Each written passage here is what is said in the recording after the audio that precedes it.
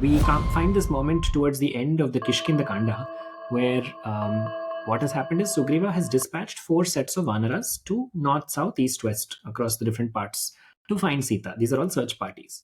Now, in these search parties, the troop that has come to the south, which is led by Angada and has Hanuman and Jambavan and the other important Vanaras here, this troop has not found any sign of Sita.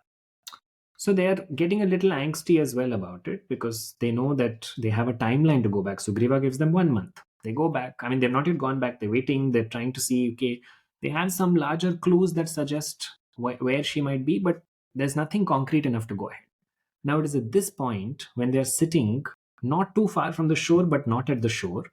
And they sit there and realize what is the point of this? Just look at what has happened. And they sit and they do something very interesting. They're all sitting around except for Hanuman. All of them participate in this, and one says, you know why this is all happening? We're all going to die now, firstly, because when we go back with no good news to Sugriva, he's going to kill us. That's what he said. He said, return with good news or don't return, and if you return, your heads will be chopped off. So they have this fear of their leader killing them anyway on their head. So now in that fear, which is a very normal emotion, in this, they start to look at the entire events of the Ramayana themselves and they start to criticize it. This is a very counterintuitive, might look like a counterintuitive example of faith, but I find it very fascinating because over here, what happens is they look at Kaikai, and one Vanara says, you know why this is all happening? This is happening because Kaikai influenced Dasharatha to send Rama to the forest. Had she not done that, Rama would not have gone to the forest. Then another says, had Rama not gone to the forest, then Sita would not have been kidnapped. Then another says, had Ravana not taken after Sita like that, we would not be in this situation. So everybody starts to link their own grief to this one happening of Sita's kidnapping and Kaikeyi's sending of Rama to the forest, which is fine. But effectively, what they are doing, if you just zoom out and see, effectively they are just retelling the entire Ramayana from start till now. One is talking about Kaikeyi Dasharatha, one is talking about Rama's coming all the way to Dandakaranya, one is talking about Kharadushana, etc., etc. It's building up, but ultimately it's the story of Rama. And it is hearing this story, one of them says, what would have saved us? Suppose Jatayu had been able to save Sita when Ravana was taking her away, if that had happened, then we would be safe.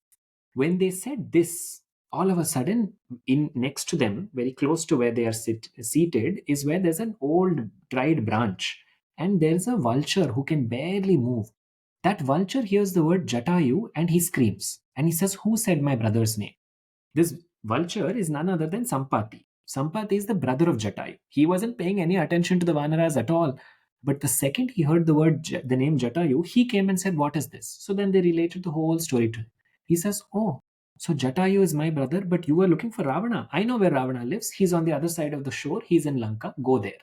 So all this happens why? This happens because of the power of faith.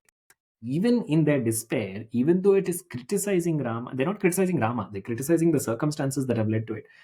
At the core of their unhappiness is something to do with the divine.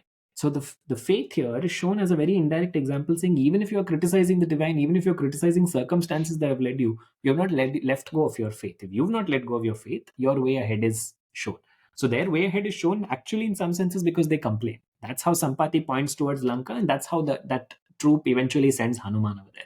So it's a very fascinating connection in terms of how can faith be able to tide you through difficult times without everybody constantly being in a state of equilibrium, because that's not necessarily easy for everybody. It works for some, but it's not a one size fits all.